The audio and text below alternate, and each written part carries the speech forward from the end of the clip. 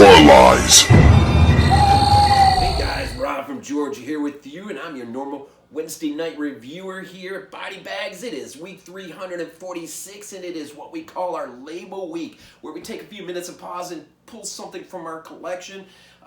Just spend a few minutes talking about a label in that film, whatever that may be. So across this week, we'll be looking at Severin and one of its offshoots, or maybe its only offshoot, Intervision.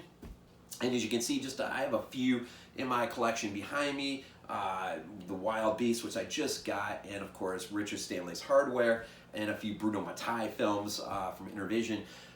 So I'm sort of kind of new to this label, Severin, and they do, of course, like anything else, have a website that you can tap into, check out their inventory, and see if there's anything in there, man, that you don't have in your collection and want to start checking out what this label's all about.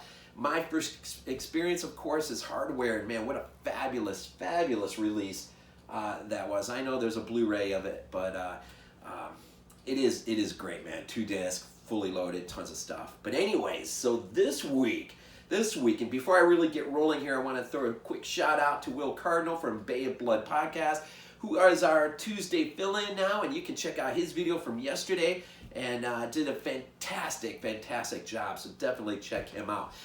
The movie I got here that I want to spend a few minutes, I don't even have in my collection, unfortunately, but I will definitely. It is currently streaming on Shudder, and of course it is Next of Kin from Tony Williams, 1982 Ozploitation film. You know, it's a slasher really, but that doesn't really kick into probably really heavy until the last half hour in the film. It is a bit of a slow burn, but man, this guy takes his time. It is well written, well shot, the score is great. It is a movie that leans upon earlier works from like Tangled in Paris. I've read, you know, some of the shots specifically, just the use of the camera. Alfred Hitchcock, of course, is invoked. And so really, it is a movie that, for the moment in 1982, attempted to kind of stand apart. Of course, if you're Ozploitation anyways, you're going to stand apart from just about anything else anyways, which is a good thing. But this film wants to stand apart from the normal average slasher of the moment, and I think it does a fantastic job of that. Really what you got here rolling is this girl who inherits a nursing home, like resting home. Her mother has recently passed on, and circumstances a bit mysterious. She's not really too sure how her mother has died. All she knows is she has not been home in a very, very long time. We kind of sort of get things through her via her memories. And but she begins to struggle with taking on the role of sort of taking care of the residents that they do have, and Lance being one of them is one that she sort of connects to right off the bat in somewhat of an intimate way, not like that, but you know, just she kind of just, they hit it off in terms of their friendship. And then she hits it off, of course, really hits it off with an old boyfriend that she used to have, Barney, which is played by John Jarrett. Of course, we know him as the psychotic killer from Wolf Creek, right? So if you want to see a movie with him as an earlier version of one of the few earlier movies he got into, that is just, I didn't even realize it. Derek kind of said, hey, did you realize? And I was like, dang, I didn't. He is young in this movie. And then, of course, you got this this other main caretaker, and then the doctor who we learn has known this girl, Linda, our main protagonist, since birth. He delivered her, and so, but as she begins to sort of ease into this, uncomfortably ease into this situation, things will start to begin to happen, and it's like really subtle, like just things, it's hard to explain. Well, there is a resident that dies very early on, and the cause is a little bit suspicious, but not like anything dramatic. But things will begin to happen, and she almost gets the sense that maybe not all is what she was led to believe in. She begins to suspect certain people around her that may have it out for her, although she's not sure why. And I don't want to give too much away here, because I'm telling you, I had more fun watching this the second time and third time through, mainly the second time, just because, okay, now I get it, I know what's happened, and I started seeing certain things begin to unfold in a way that of course, I didn't catch the first time through, and which made it even that more intriguing to kind of watch. this movie, man, the only movie I really that came to my mind watching this, and I'm not trying to, put them on the same ground by any stretch, but Silent Scream early, that was either just into 80 or 79, maybe late 70s. That was the one that sort of reminded me a little bit, but this definitely is its own thing. Don't get me wrong, it is its own thing. And so she continues on in her relationship with Barney, sorts to go into, getting into gear or whatever. And as we get about midway, moving towards that last half an hour, things start to pick up in a way that she begins to really suspect, really, how her mom died, even whether her mom did die. If she did, who's responsible? Maybe there's circumstances here. Maybe her mom just didn't die of natural causes. Maybe somebody killed her. Even those who are closest around her, she becomes suspect of, not realizing, well, the reveal at the end is a lot of fun, and it's definitely sets itself apart from the earlier slashers of the moment. The composer, Klaus Schultz, he scored movies like Angst from '83, which is, of course, awesome. And Will, I know you'll be watching this. Barracuda, man, he composed Barracuda. And I'm trying to think, Manhunter even, I think he was, or he contributed. He contributed to it. Excuse me. Special effects, Murray, the guy involved in special effects.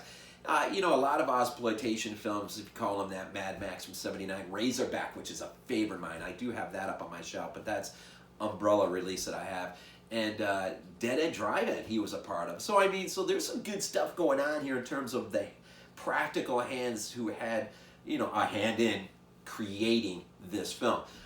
If you don't have this film in your collection, you can find it on Amazon for about $20, I think. But it is streaming on Shudder, if you happen to have Shudder. Now, the reason why I'm not like a huge digital VOD, I've done it up recent just because the quarantine, this new pandemic, this time that we're living in has caused even me to watch probably a little bit more via streaming services than I'm accustomed to.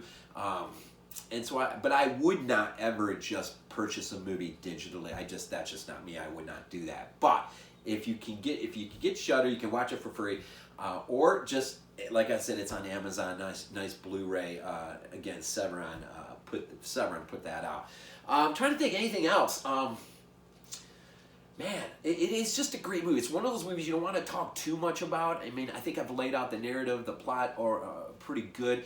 Of course, anything shot on location, and I think this is actually Australia/New Zealand, if I remember right. But anyways, you're always in for a treat, man, just for the exterior shots, and it just, it's just, I want to talk about it, but it has a great mystery embedded in it, and a great reveal.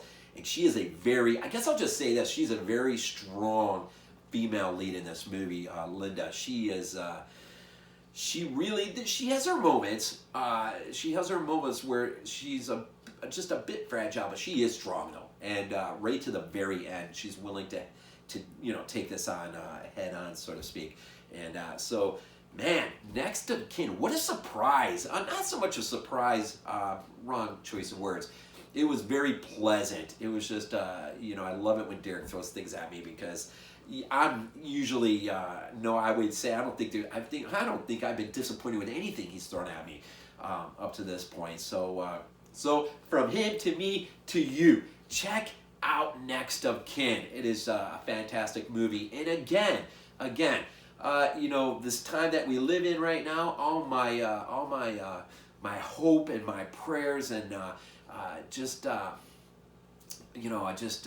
hope that, guys, you are all doing well out there. In case you're wondering, the virus hasn't touched my family yet, and I'm very thankful for that, and I hope and pray the same for you as well. It is a weird, very surreal time that we live in here, and I'm still able to go out here and there, grocery stores, whatnot, but the way things are changing in terms of us being directed and how we can shop, or the way we shop, it's just it's making going out that much more disinteresting to me. It's too surreal. I don't know. But I do got to get out of the house from time to time. But anyways, however things may be for you, again, I'm hoping the absolute best. Keep plugged in this week as we continue along. There it goes. So we continue along and check out other films across the week from Severin. And of course, the weeks that lie ahead. And theme week at the end of the week, I think I can tell you it is Killer Animal Week, and I'll be doing the Wild Beast. I cannot wait because it's Italian, and I love Italian, as you know. And as always, we end these things off with Go Bills.